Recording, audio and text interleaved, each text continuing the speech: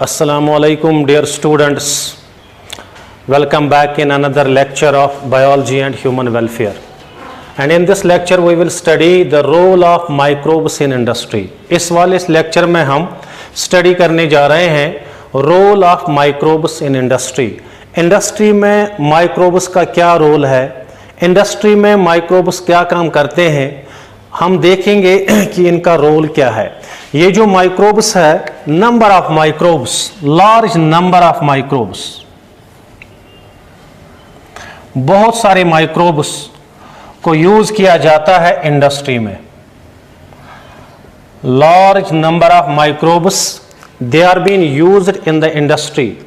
जब हम बहुत सारे माइक्रोब्स को हम इंडस्ट्री में यूज करते हैं तो यूज करने के बाद वहां से बहुत सारे प्रोडक्ट्स बनते हैं. हमने माइक्रोब्स को, बहुत सारे माइक्रोब्स को हमने यूज किया, इनको हमने यूज किया इंडस्ट्री में. इंडस्ट्री में यूज करने के बाद वहां से बहुत सारे प्रोडक्ट्स बन गए जो प्रोडक्ट्स ह्यूमन बीइंग्स के लिए यूजफुल है. दैट मीन्स ये जो प्रोडक्ट्स सब बने, these are useful for the humans. तो हमने प्रोडक्ट्स बनाए, ये तो हमने इंडस्ट्री में बनाए, ये तो हम आगे देखेंगे कौन कौन से प्रोडक्ट्स हम बनाएंगे.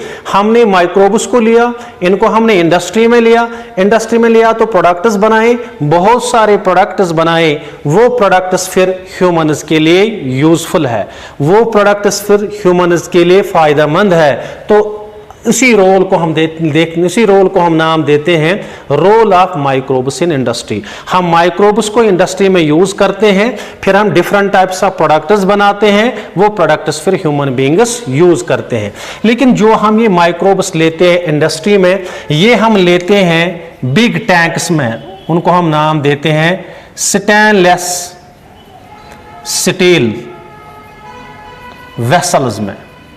यानी जो हम ये माइक्रोब्स लेते हैं, ये माइक्रोब्स हम लेते हैं स्टेनलेस स्टील वेसल्स में, उनको हम नाम देते हैं those we call as fermenters और बायोरिएक्टर्स.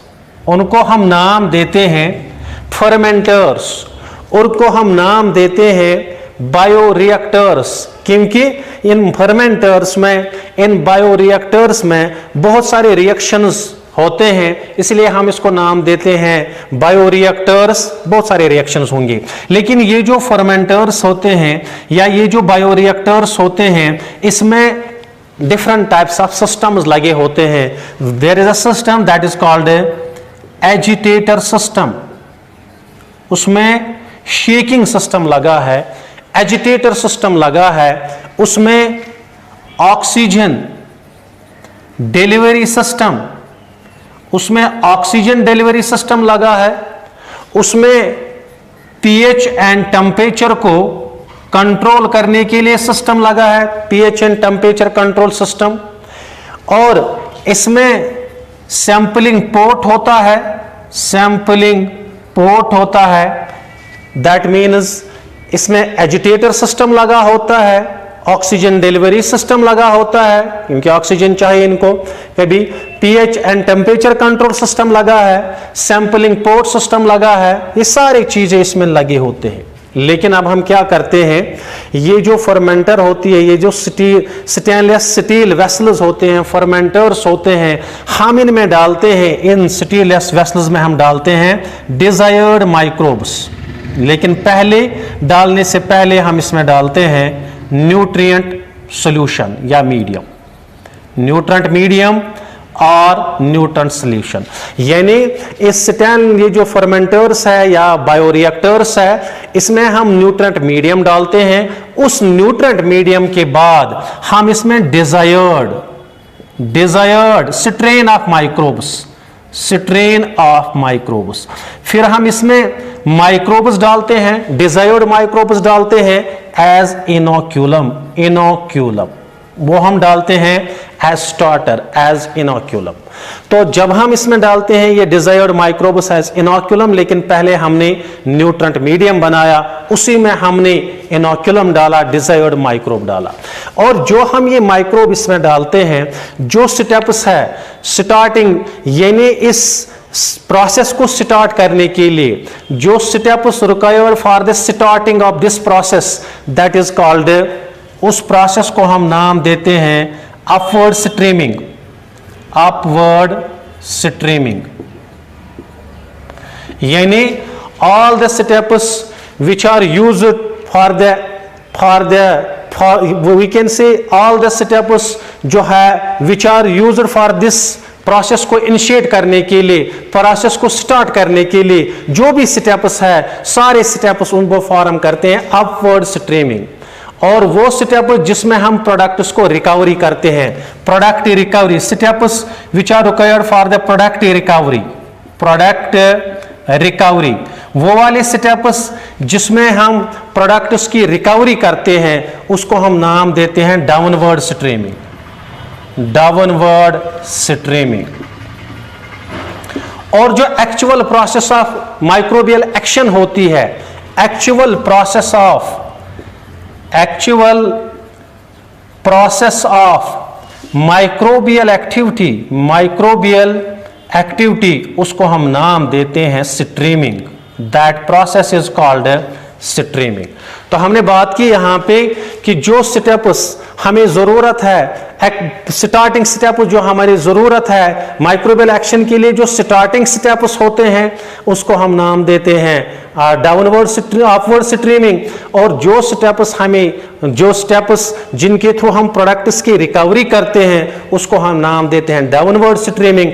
लेकिन माइक्रोब्स की जो actual process of actual microbial की जो एक्चुअल या we can say actual microbial जो एक्टिविटी होती है उसको हम नाम देते हैं स्ट्रीमिंग। और इस स्ट्रीमिंग में जो हमें प्रोडक्ट मिलेगा, डायरेक्ट प्रोडक्ट मिलेगा, those are called primary metabolites, primary metabolites. Primary metabolites का मतलब है जो हमें डायरेक्ट प्रोडक्ट मिलेगा स्ट्रीमिंग प्रोसेस के थ्रू, माइक्रोबियल एक्शन के थ्रू जो हमें डायरेक्ट प्रोडक्ट मिलेगा उसको हम नाम देते हैं प्राइमरी मेटाबोलाइट। फॉर एग्जांपल अगर हम ऑर्गेनिक एसिड्स की बात करेंगे, अगर हम अल्कोहल्स की बात करेंगे, अल्कोहल जो है, ऑर्गेनिक एसिड जो है, these are the primary metabolites. लेकिन जो स्ट्रीमिंग से हमें इनडायरेक्ट प्रोडक्ट्स मिलेंगे, इनडायरेक्ट प्रोडक्ट्स जो मिलेंगे those are called secondary metabolites, उनको हम नाम देते हैं सेकेंडरी मेटाबोलाइट्स। यानी हमें प्रोडक्ट पहले मिलेगा, उसको और प्रोसेस करनी है, फिर प्रोडक्ट मिलेगा। दैट मीन्स इनडायरेक्ट प्रोडक्ट मिलेगा, डायरेक्ट प्रोडक्ट हमें नहीं मिलेगा, उसको हम नाम देते हैं सेकेंडरी मेटाबोलाइट। फॉर एग्जांपल अगर हम एंटीबायोटिक्स की बात करेंगे, these are the secondary metabolites. तो हमने बात की role of microbes in industry, microbes का क्या रोल है इंडस्ट्री में, माइक्रोब्स से हमें क्या क्या फायदे आएंगे अगर हम इनको यूज करेंगे इंडस्ट्री में, ह्यूमन बींग्स को क्या क्या फायदे आएंगे, उसी को हम नाम देते हैं role of microbes in industry. तो हमने यहां पे बात की, मैंने बोला कि हम बहुत सारे माइक्रोब्स को हम यूज कर सकते हैं इंडस्ट्री में। जब हम उनको यूज करेंगे इंडस्ट्री में, उसके बाद हमें बहुत सारे प्रोडक्ट्स मिलेंगे। जो ये प्रोडक्ट्स हमें मिलेंगे, they are useful for the humans, they are be used by the humans, वो ह्यूमन्स के लिए यूजफुल होंगे, वो इन प्रोडक्ट्स को ये यूज करेंगे। और ये जो माइक्रोब्स हम की इंडस्ट्री में किस में डालते हैं, हम इनके लिए एक स्टेन वेसल्स होते हैं जिनको हम नाम देते हैं फर्मेंटर्स, और जिनको हम नाम देते हैं बायोरिएक्टर्स, जिसमें number of microbial action, number of reactions होते हैं। जो ये फर्मेंटर्स होते हैं, बायोरिएक्टर्स होते हैं, तो यहाँ पे एजिटेटर सिस्टम लगा होता है, ऑक्सीजन डिलीवरी सिस्टम लगा है, पीएच टेम्परेचर कंट्रोल सिस्टम लगा होता है, सैंपलिंग पोर्ट लगा होता है उस वाले सिस्टम में। लेकिन हम पहले क्या करते हैं, हम पहले न्यूट्रन सॉल्यूशन बनाते हैं, और जब हम न्यूट्रन सॉल्यूशन बनाते हैं उस न्यूट्रन सॉल्यूशन के अंदर फिर हम डिजायर्ड, यानी इस फर्मेंटर में, बायोरिएक्टर में हमने न्यूट्रन सॉल्यूशन को बनाया, फिर इसमें हमने डिजायर्ड माइक्रोब को डाला, desired strain of the microbe को डाला एज इनोक्यूलम, और ये इनोक्यूलम हम इसमें फिर डालेंगे। और जो फिर प्रोसेस होगी, जो स्टार्टिंग स्टेप्स होंगे, all the steps which are required for the starting process के लिए जो भी स्टेप्स हमें लगेंगे वो सारे फॉर्म करते हैं अपवर्ड स्ट्रीमिंग। लेकिन जो स्टेप्स प्रोडक्ट रिकवरी के लिए जो स्टेप्स रिक्वायर्ड है उसको हम नाम देते हैं डाउनवर्ड स्ट्रीमिंग। लेकिन जो एक्चुअल प्रोसेस माइक्रोबियल एक्टिविटी की जो फेस्टिवल प्रोसेस होती है उसको हम नाम देते हैं स्ट्रीमिंग। ये स्ट्रीमिंग के थ्रू अगर हमें डायरेक्ट प्रोडक्ट मिलेगा उसको हम नाम देते हैं प्राइमरी मेटाबोलाइट, जैसे अल्कोहल्स है। अगर हमारा इनडायरेक्ट प्रोडक्ट मिला, डायरेक्ट नहीं मिलेगा, इनडायरेक्ट प्रोडक्ट मिलेगा, उसको हम नाम देते हैं सेकेंडरी मेटाबोलाइट। और फॉर एग्जांपल अगर हम एंटीबायोटिक्स की बात करेंगे, these are the secondary metabolites. अब हम देखेंगे कि अगर हम माइक्रोब्स को यूज करेंगे इंडस्ट्री में तो हम कौन कौन से प्रोडक्ट्स वहां बना सकते हैं। Now the first product of the microbial activity का जो पहला प्रोडक्ट है जिनको हम नाम देते हैं अल्कोहलिक बेवरेजेस, और we can say fermented beverages। जो ये अल्कोहलिक बेवरेजेस होते हैं या जो फर्मेंटेड बेवरेजेस होते हैं ये हम इंडस्ट्री में बनाते हैं, लेकिन जब हम इनको इंडस्ट्री में बनाते हैं हम यूज करते हैं माइक्रोब को। यहां पे हम यूज करते हैं माइक्रोब को, और जब हम माइक्रोब्स को यूज करते हैं, कौन सा माइक्रोब हम स्पेशली यूज करते हैं, that is called saccharomyces cerevisiae. ये जो सैक्रोमाइसिस सर्विसी है, क्योंकि हमने इसको अल्कोहलिक बेवरेज बनाने में यूज किया, फर्मेंटेड बेवरेज बनाने में यूज किया इस माइक्रोब को, यीस्ट को, तो ये saccharomyces cerevisiae is also called brewers yeast, क्योंकि हमने इसको ब्रीविंग इंडस्ट्री में बेवरेजेस को बनाने में यूज किया। It is also called brewers yeast. और ये जो सैक्रोमाइसिस सर्विसी है, हम क्या लेते हैं, हम सबस्ट्रेट को लेते हैं। सबस्ट्रेट डिफरेंट होगा, आगे हम देखेंगे कौन सा सबस्ट्रेट, कौन सा ड्रिंक किस सबस्ट्रेट से मिलता है। ये सबस्ट्रेट डिफरेंट हो सकता है।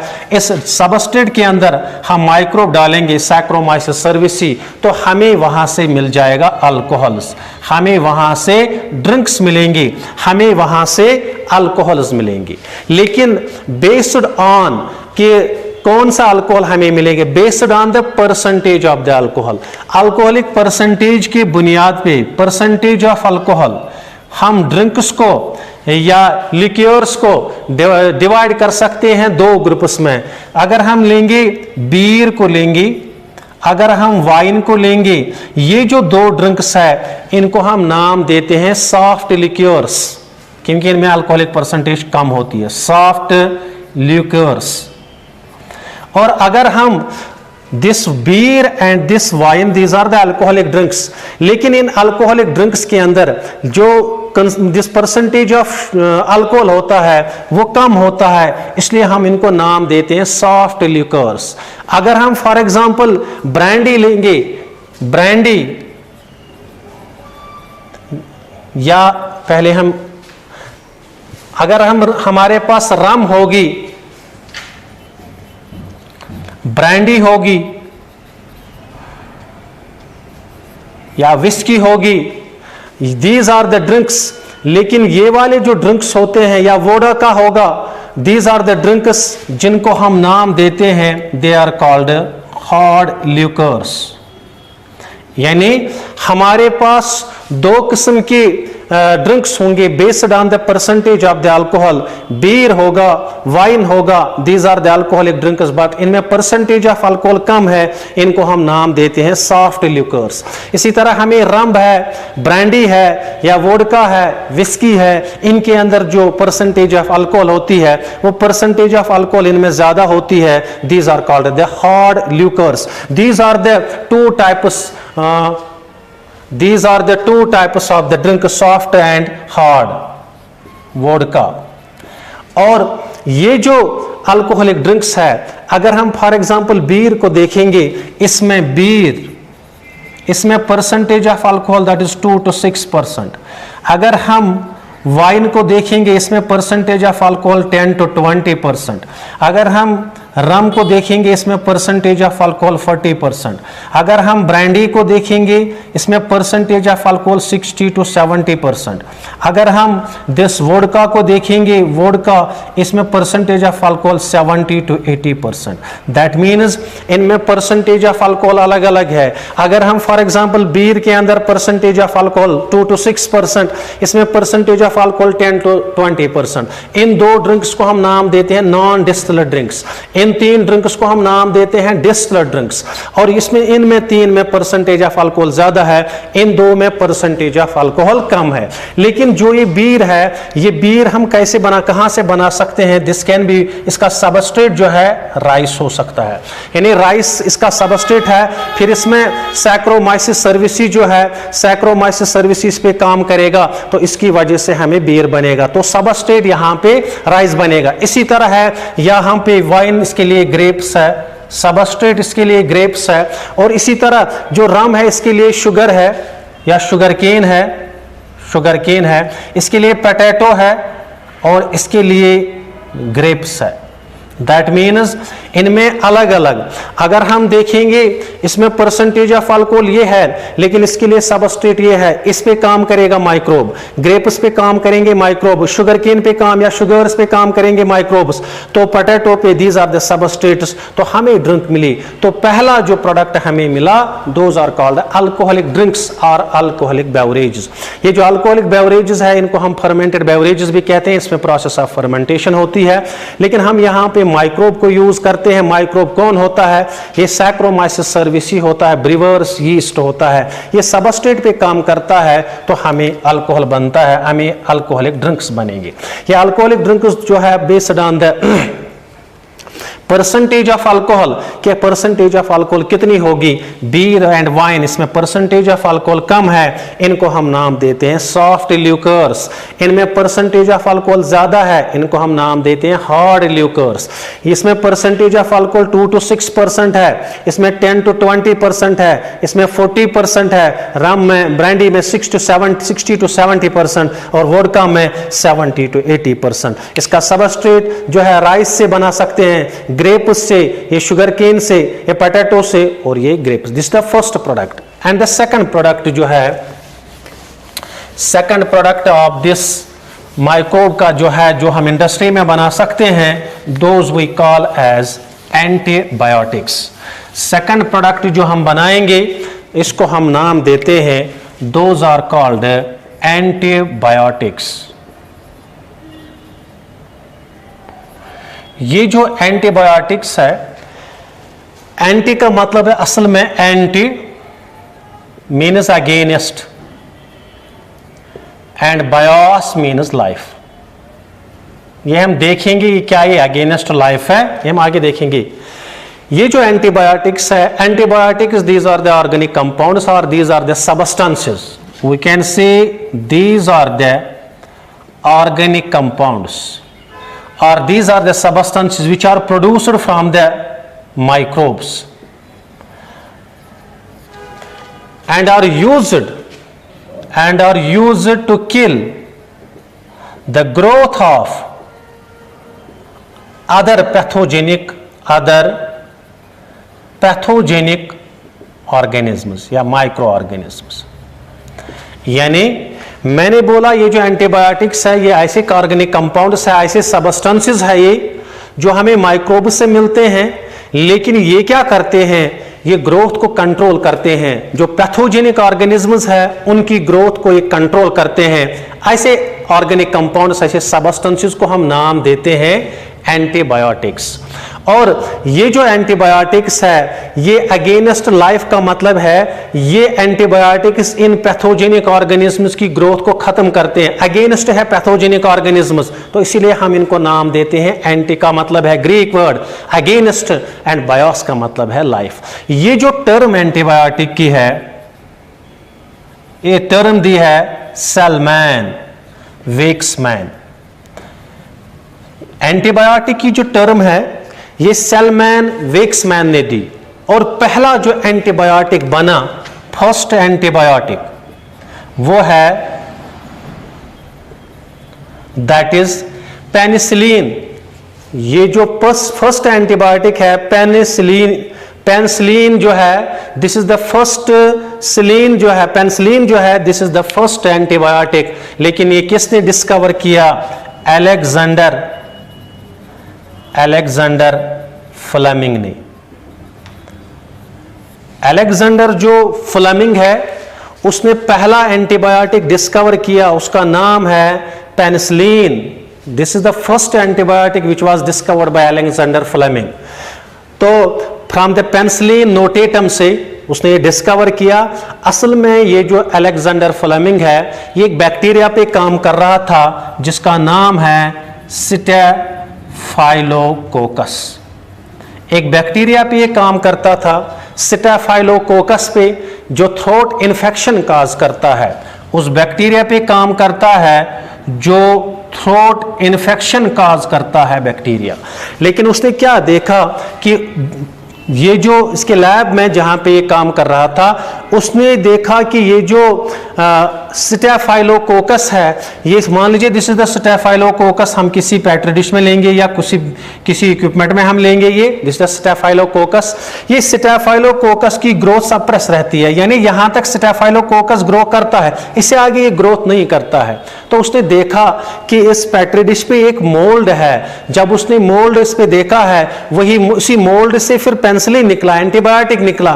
तो ये डिस्कवरी जो इसकी अगर हम देखेंगे, एक्चुअली ये काम कर रहा था स्टेफाइलोकोकस पे, लेकिन फिर बाद में एंटीबायोटिक डिस्कवर हुआ, उसने काम फिर करना यानी स्टेफाइलो पे फिर काम छोड़ दिया, उसने फिर इस मोल्ड पे काम करना शुरू किया और उससे डिस्कवरी सडन डिस्कवरी होती है, वहां पे डिस्कवरी सडन हो गई क्योंकि ये काम तो इस पे कर रहा था, फिर उसने काम छोड़ा, उसने मोल्ड पे अब काम करना शुरू किया। उस डिस्कवरी सडन डिस्कवरी को हम नाम देते हैं serendipity. That is the sudden discovery, उसको हम नाम देते हैं सेरेंडिपिटी। तो इसके बाद चीन आया और एक साइंटिस्ट आया, दैट इज चीन एंड फ्लोरी। ये जो चीन एंड फ्लोरी है, चीन और फ्लोरी ने क्या किया, ये जो पेनिसिलिन है, पेनिसिलिन, उसका इफेक्ट देखा, थेरापेटिक इफेक्ट देखा, ड्रग इफेक्ट देखा। चीन और फ्लोरी ने किन पे? Wounded soldiers of America, wounded soldiers, जो वोंडेड सोल्जर्स ऑफ यूएसए थे, अमेरिका के थे, वर्ल्ड वॉर सेकंड में जो वोंडेड सोल्जर्स है, उस पे जब ये पेनिसिलिन लगाया उन वोंडेड सोल्जर्स पे, उसने इफेक्ट दिखाया। तो उस इफेक्ट दिखाया, दैट मीन्स चीन और फ्लोरी ने इसका ड्रग वैल्यू देखा, ड्रग इफेक्ट देखा, थेरापेटिक वैल्यू देखा। फिर बाद में फ्लेमिंग को, चीन को और फ्लोरी को, इन तीनों को फिर नोबेल प्राइज मिला, नोबेल प्राइज। इनको फिर बाद में तीनों को फिर नोबेल प्राइज मिला। और इन एंटीबायोटिक्स की वजह से फिर different types of diseases cure हुए। वूफिंग कफ है, डिप्थरा है, चिकन पॉक्स है, डिफरेंट टाइप्स ऑफ डिजीज जो है, these are been cured by these antibiotics. और ये जो एंटीबायोटिक होगा ये स्पेसिफिक भी होगा, ब्रॉड स्पेक्ट्रम भी होगा। There is an antibiotic that is called broad spectrum antibiotic and specific antibiotic. Broad specific antibiotic, broad spectrum antibiotic का मतलब है जो वो वाला antibiotic which will kill number of pathogens को वो किल करेगा। स्पेसिफिक एंटीबायोटिक का मतलब है जो पर्टिकुलर माइक्रोब को खत्म करेगा, पर्टिकुलर पैथोजन को खत्म करेगा, उसको हम नाम देते हैं that we call as specific antibiotic. और ये जो एंटीबायोटिक्स है, there are different types of antibiotics. There is an antibiotic that is called streptomycin, streptomycin, it is an antibiotic. There is an antibiotic that is called chloramphenicol, chloramphenicol. There is an antibiotic that is called neomycin. There is an antibiotic that is called gentamicin. यानी हमारे पास different types of antibiotics होंगे। Streptomycin is an antibiotic, chloramphenicol is an antibiotic, neomycin is an antibiotic. लेकिन ये जो antibiotics है, for example streptomycin है antibiotic, ये जो streptomycin है इसको ये कहाँ से हमें मिलता है? Streptococcus grassis, ये जो Streptococcus grassis से हमें ये मिलता है। इसी तरह है chloramphenicol, ये तो स्टेफिलोकोकस वेंजुली से मिलता है, तो ये antibiotics, different types of antibiotics फिर डिस्कवर हुए। तो इसके बाद एंटीबायोटिक्स के बाद there is another group, this was the second, third भी ग्रुप है, those we call as organic acids. और भी प्रोडक्ट्स है, जो प्रोडक्ट्स हम बनाते हैं फ्रॉम द माइक्रोब्स इंडस्ट्री में, उनको हम नाम देते हैं organic acids. There are different types of organic acids. For example there is an organic acid that is called acetic acid. ये कहां से मिलता है? एसिटोबैक्टर एसिटाई, ये मिलता है हमें एसिटोबैक्टर एसिटाई से। तो ये किसके लिए यूज होता है? ये फ्लेवरिंग एजेंट है, ये सोरिंग एजेंट है, उसमें ये यूज होता है। इसी तरह है there is another organic acid citric acid, ये हमें मिलता है एस्परजिलस नीगर से। तो ये किस में यूज करता है? ये हम कॉस्मेटिक्स में यूज करता है, ये हम हेयर सेटिंग डिजाइनर्स में हम या फ्लूइड्स में हम यूज करते हैं। इसी तरह है another that we call as lactic acid, ये तो हमें मिलता है लैक्टोबैसिलस एसिडोफिलस से, ये तो हम प्रिजर्विंग एजेंट या प्रिंटिंग में हम यूज करते हैं। इसी तरह है ब्यूटारिक एसिड, ये तो हमें क्लोस्ट्रीडियम से मिलता है, तो ये हम यूज करते हैं इंडस्ट्रियल सॉल्वेंट में। This is the third one. इसी तरह है फोर्थ, उसको हम नाम देते हैं enzymes. Different types of enzymes are produced by the microbes. कौन सा एंजाइम? प्रोटीनेस एंजाइम, प्रोटीएसिस, ये हमें मिलता है एस्परजिलस नीगर से, एस्परजिलस नीगर। तो ये हम किस में यूज करते हैं? सॉफ्टनिंग ऑफ फूड आइटम्स, जो फूड आइटम्स है उनकी सॉफ्टनिंग में हम यूज करते हैं। देयर इज अनदर एंजाइम पैक्टिनेसिस, पैक्टिनेसिस हम यूज करते हैं, ये भी हमें मिलता है एस्परजिलस नीगर से, एस्परजिलस नीगर, इससे हमें मिलता है। ये किस में यूज करते हैं? क्लीनिंग ऑफ फ्रूट जूसेस, जो फ्रूट जूसेस होते हैं उनकी क्लीनिंग में हम यूज करते हैं पैक्टिनेसिस, पैक्टिन को खत्म करने के लिए। इसी तरह है लाइपेसिस, ये भी हमें मिलता है एस्परजिलस नीगर से, ये फ्लेवरिंग ऑफ चीज, उसमें हम यूज करते हैं। इसी तरह है स्ट्रेप्टोकाइनेस, ये तो हमें मिलता है स्ट्रेप्टोकोकस से, और ये स्ट्रेप्टोकोकस किस में यूज करता है? इंपॉर्टेंट है ये स्ट्रेप्टोकाइनेस हम यूज करते हैं डिसॉल्विंग ब्लड क्लॉट्स। जब हार्ट अटैक आता है, जो फिर ब्लड क्लॉट्स रहते हैं, इनको डिसॉल्व करने के लिए हम स्ट्रेप्टोकाइनेस यूज करते हैं, उसको हम नाम देते हैं clot buster. It is also called clot buster. इसी तरह there are another substances which we call as bioactive substances। कुछ substances ऐसे हैं जिनको हम नाम देते हैं bioactive substances। वो bioactive substances कौन है? There is a substance that is called cyclosporin, cyclosporin A। ये किससे हमें मिलता है? ट्राइकोडर्मा पॉलीस्पोरमम, पॉलीस्पोरियम, ट्राइकोडर्मा पॉलीस्पोरियम, उससे हमें एक सबस्टेंस मिलता है, उस सबस्टेंस को हम नाम देते हैं साइक्लोस्पोरिन ए।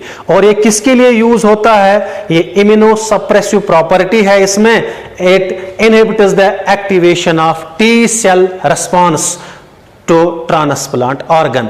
यानी ये जो साइक्लोस्पोरिन ए है, ये इम्यूनोसप्रेसिव प्रॉपर्टी है इसमें, ये इनहिबिट करता है जो एक्टिवेशन होती है टी सेल्स की ड्यूरिंग ऑर्गन ट्रांसप्लांटेशन में, इनकी एक्टिवेशन करता है साइक्लोस्पोरिन। इसी तरह है स्टैटिन्स, ये कोलेस्ट्रॉल लवरिंग एजेंट है। These are the different types of products which are being formed by the microbes in the industry and they are being used by the humans। तो पहला हमने डिस्कस किया that is the alcoholic drinks or beverages. Second हमने बोला antibiotics. Antibiotics ऐसे substances होते हैं, organic compounds होते हैं which are been formed from certain microbes and these are used to kill the growth of other pathogenic micro organisms, pathogenic organisms, those are called the antibiotics. That means anti means against, bios का मतलब है life.